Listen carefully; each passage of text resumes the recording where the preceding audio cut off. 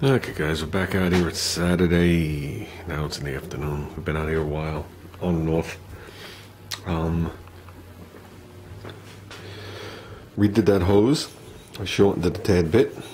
I shorten these until they're almost ready to kink. There's no reason for the massive loop. Put this clamp on here. Put that clamp on there. This clamp is laying on there. Because after I did that, I realized I haven't put a thermostat in yet. So here's the new clamp for here, clamp for there. This clamp is just laying on here. I'd rather not put the low radiator hose on just yet until I slip the radiator in. Battery tray is in. I went with that graphite color with a mild case of clear on it. So I'm leaving a little brackety thing black, which I left over here. Okay. We'll see how that turns out. For some reason, it almost looks like it's powder coated, but I don't think it is. We'll see how that works out. Delabel the battery, like I do on all my cars. I don't put the labels on. Then you just like put a little like arm roll, like a paper towel or rag, and you just smear it in. If there's any remaining, any kind of staining from the stickers, all disappears. But it's here, here, and here, so that'll all blend in together. I could put the battery in either way, but I choose to keep the terminals away from here. I don't care where they wind up here. That means nothing to me. I don't like them up against the body. It just gets too cluttered. I'm not worried about it shorting out. It just gets too cluttered too quick to deal with any kind of wiring. So this one will put the positive right over here. So the positive's going to loop down. We're going to go with the solenoid possibly, and then down to the starter. I like the solenoid. The paperwork that came with the starter claims that you lose 30% of the torque running through two solenoids.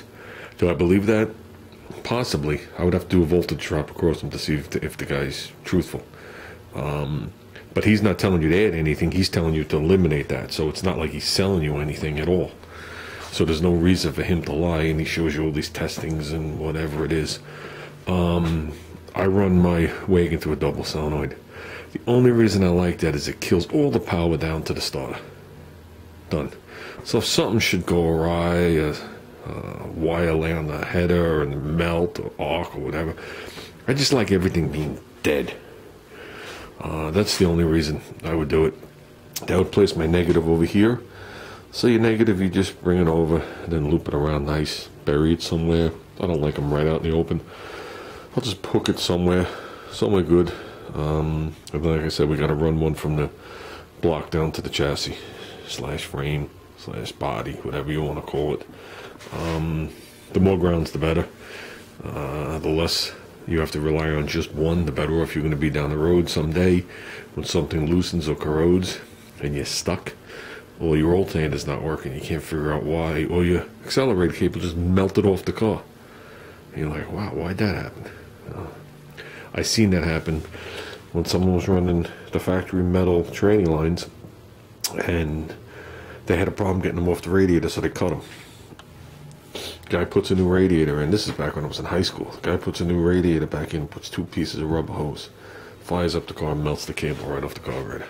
Except it was the only ground, because the engine was missing ground, so I had ground problems. So the more the better. It's not going to give you any more. You just don't want to have a problem if it doesn't give it all. Coil.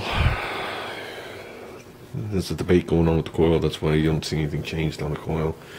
Junior really likes the XL coil, but since XL's from before his time, and this is an earlier one made in the good old US of A, and I can never recall anybody ever stuck on the side of the road with a bad XL coil.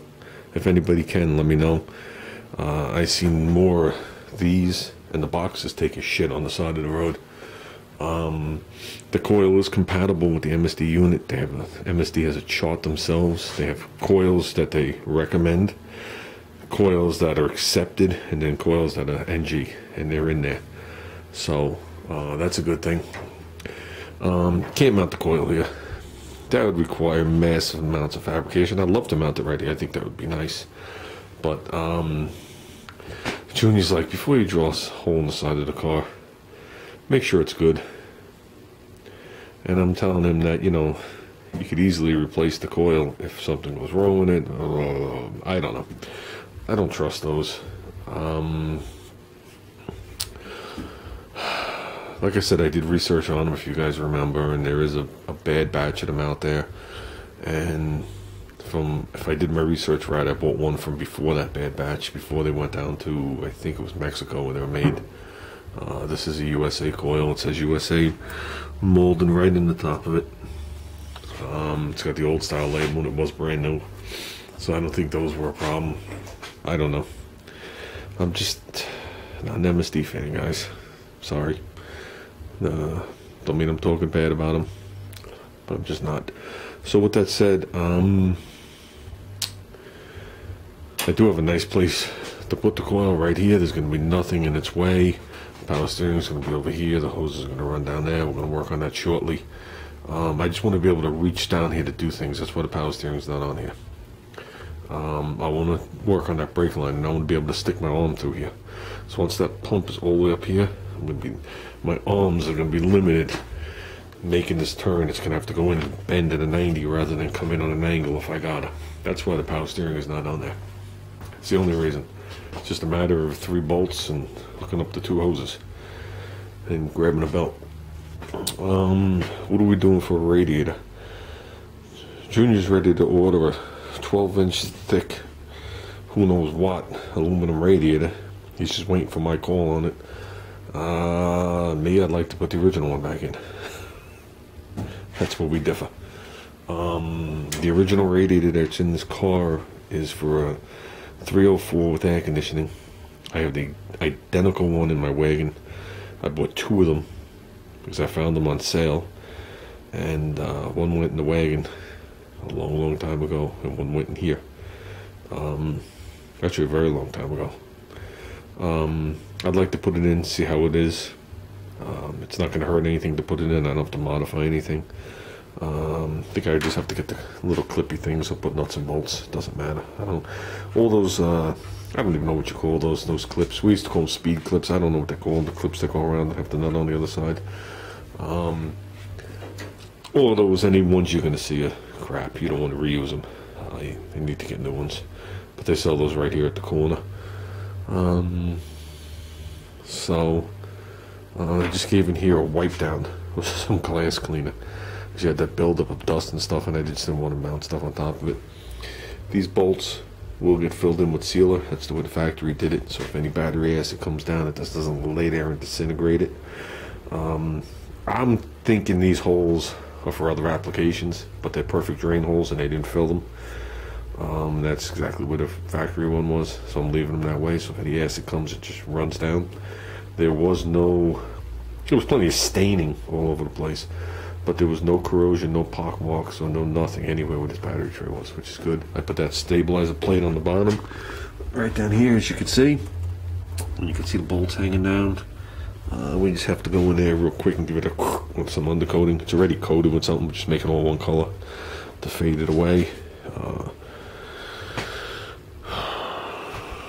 And that's it. The question is, what do I want to do right now? Not really sure. I'd really like to just jump under there and take the drive shaft out and get all this bullshit stuff done first. Because to me, this is bullshit stuff. Giving that drive shaft a light sand and painting it, that's bullshit stuff. But it's done. I got to check it off. Then reposition the car jacket up and finish up that line. So Junior wants to hear this thing go. So do I. That's why we did the battery tray. So we got to dig out the fan. I'll see if the factory space is good. If not, I'll measure it and buy a spacer. I go as tight as I can to the radiator. This much clearance is fine for me.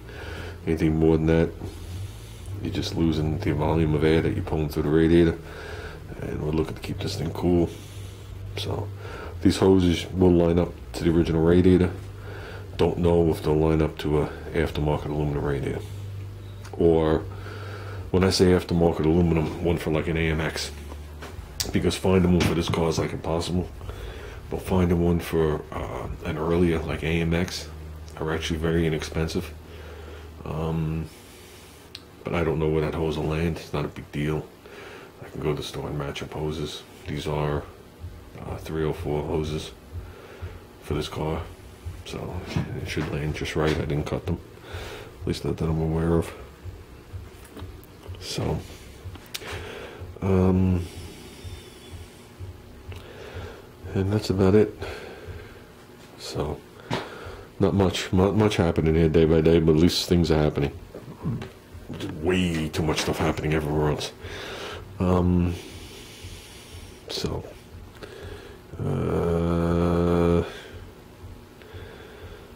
I don't know what else to show you guys. I'm not done with those sparkler wires. I'm just done with them for now. As we run the wiring harness, I will neaten those to the way I like them. But that's the way they are for right now. That's the other thing. If I leave the coil there, when I make my own harness, and I'm coming down for the charging system, I can run the wires right there for the coil, like factory. If I run it over there, I'm going to be running its own separate harness to it, which isn't a big deal. You put a little loopy things, you call it good. Yeah, the harness will be brought down to a minimum on this car. There's a minimum worth the shit on the car. So, that's it. I got to find these things. Because I was going to, these little stiffener plate things that go here for the shocks. Okay, I was going to do those the same color as this, and that's why I was originally going to do that black. It's factory, those two pieces of black. Then I'm saying to myself, nothing's factory, what would look better? And I think if you start a theme, you should stick with it. And I think you're not going to see a lot of this, but you'll notice it, the fact that it's gray, or whatever the hell color it is. So I'm thinking of doing those two to match. And carrying the theme over to the plate for the wiper motor eventually, and the plate for blower motor. So, well, the plate for the blower motor we already did the hammer tone. So, well, that's it. I think I'm gonna do is I'm gonna run to the store and get the thermostat, in. And this is where I bleed the air out. I do it on all my cars. You just fill it up until it gets to the top here. That tells me there's coolant right under the thermostat, and that tells me as soon as the car warms up, the thermostat's going to open. I'm not going to have a big air pocket and watch this thing overheat. So, and I don't have any coolant here for this either, and I don't want to put water in it.